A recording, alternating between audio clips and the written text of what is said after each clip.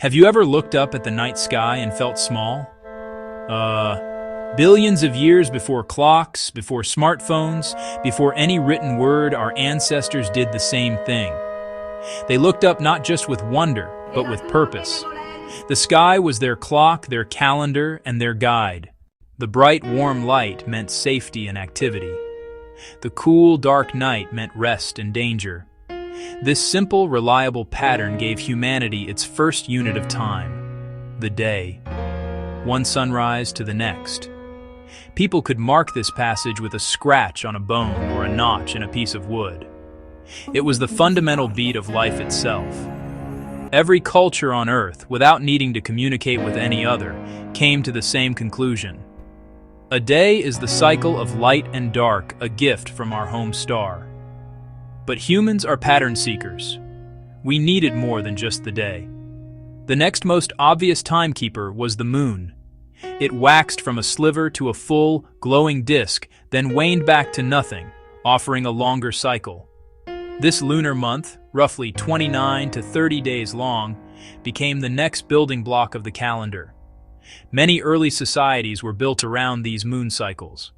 They planned festivals, markets, and gatherings based on the phase of the moon. The sky gave us two different clocks, and they didn't quite tick in harmony. The solar cycle and the lunar cycle do not align perfectly. This cosmic mismatch is the root of why our calendars are so complex.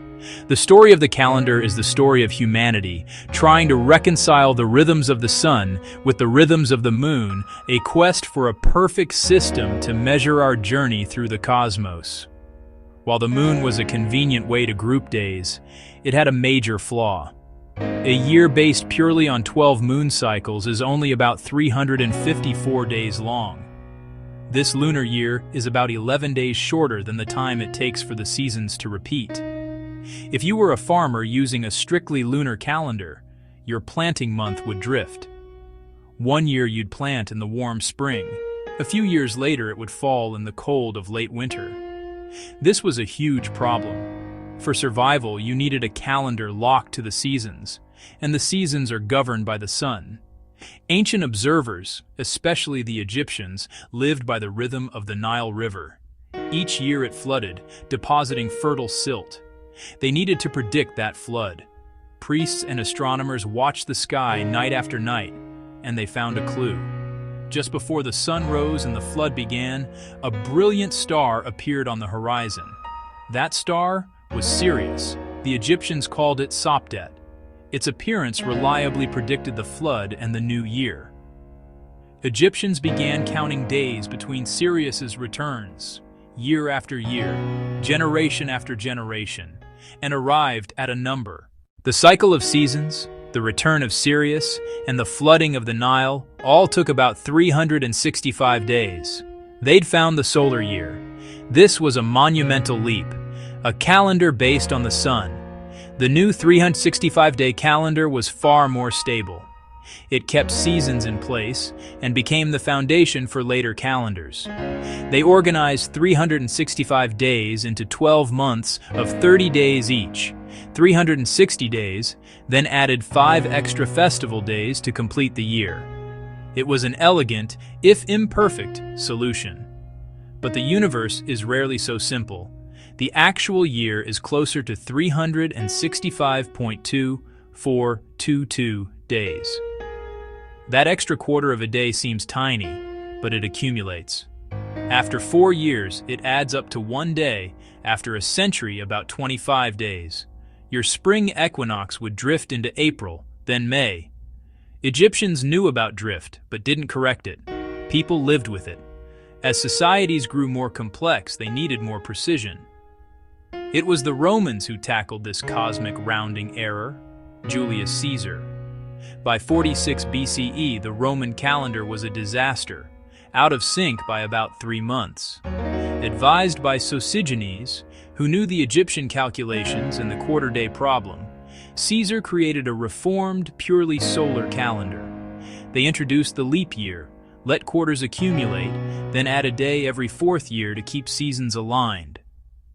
Before Julius Caesar's reforms, the Roman calendar was a mess of superstition and politics.